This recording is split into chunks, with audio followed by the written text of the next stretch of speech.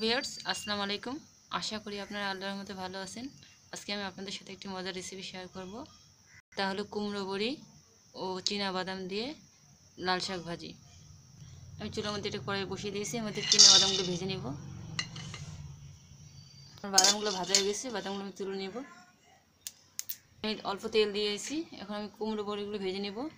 মসুর ডাল আর চাল কুমড়ো দিয়ে বড়িগুলো তৈরি করে নিয়েছি আমি ভালোভাবে ভেজে নেব। কুমড়ো বড়িগুলো আমার ভাজা হয়ে গেছে। মসুর ডাল 2 ঘন্টা ভিজিয়ে রেখেছিলাম, একটু ব্লেন্ড করে নিয়েছি। তারপর চাল কুমড়ো আমি সবজি করে নিয়ে অল্প ভাপে নিয়ে তার সাথে আমি মেখে রোদে শুকিয়ে বড়া বানিয়ে নিয়েছি। 3 দিন ধরে শুকিয়ে নিয়েছি, খুব ভালো লাগে কুমড়ো বড়ি। আমি ভাজা বড়িগুলো তুলে নেব। আমি কড়াইয়ে তেল দিয়ে দিয়েছি, রসুন পেঁয়াজ কাঁচামরিচ আমি তেলের মধ্যে দিয়ে দিলাম।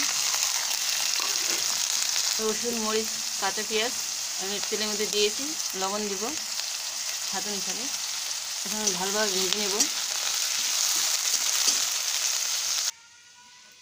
রসুন মরিচ পেঁয়াজগুলো আমার ভাজা হয়ে গেছে। আমি লাল শাক ভালোভাবে বেছে ধুয়ে সিদ্ধ করে নিয়েছি। শাকটা ভালোভাবে ঝাড়া দিয়ে সিদ্ধ করে নিতে হবে, তাহলে শাকটা পানি বের হবে না। আমি দিয়ে দিলাম সিদ্ধ করে নেওয়া শাকটা, কোনো পানি ফেলে দেওয়া যাবে না। সামান্য পানি ছিল, এটা আমি দিয়ে দিয়েছি।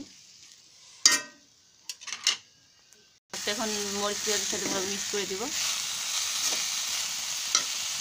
বড়ি ভেজে রেখেছিলাম আমি বাদাম, এগুলো এখন আমি ক্রাশ করে নেব। ভাজা বাদামে লাল খোসাগুলি তুলে নিয়েছি, এখন ক্রাশ করে নেব। আমি ভাজা বড়িটা ক্রাশ করে নিয়েছি, সেটা দিয়ে দিলাম শাকের মধ্যে। ভাজা বাদাম ক্রাশ করে নিয়েছি, সেটাও দিয়ে দিলাম। এখন আমি ভালোভাবে শাকের সাথে মিক্স করে দেবো বড়ি আর বাদাম, ভাজা বাদাম ভালোভাবে মিক্স করে নিয়েছি। শাকটা সিদ্ধ করার আগে ভালোভাবে ঝাড়া দিয়ে নিতে হবে, তাহলে বেশি পানি বের হবে না। এটা পানি থাকা যাবে না, ঝরঝরেও হবে না, কিন্তু এটা থাকবে কিন্তু পানি থাকবে না। কুমড়ো বড়ি আর ভাজা বাদাম দিয়ে আমার শাকটা হয়ে গেছে। এখন আমি আপনাকে নামিয়ে পরিবেশন করে দেখাবো।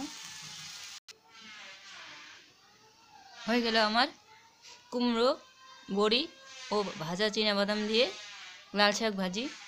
আমার রেসিপিটি যদি আপনাদের ভালো লেগে থাকে তাহলে প্লিজ আমার চ্যানেলটা সাবস্ক্রাইব করবেন এবং লাইক কমেন্ট ও শেয়ার করে পাশে থাকবেন। আপনারা সুস্থ ভালো থাকবেন। খোদা হাফেজ।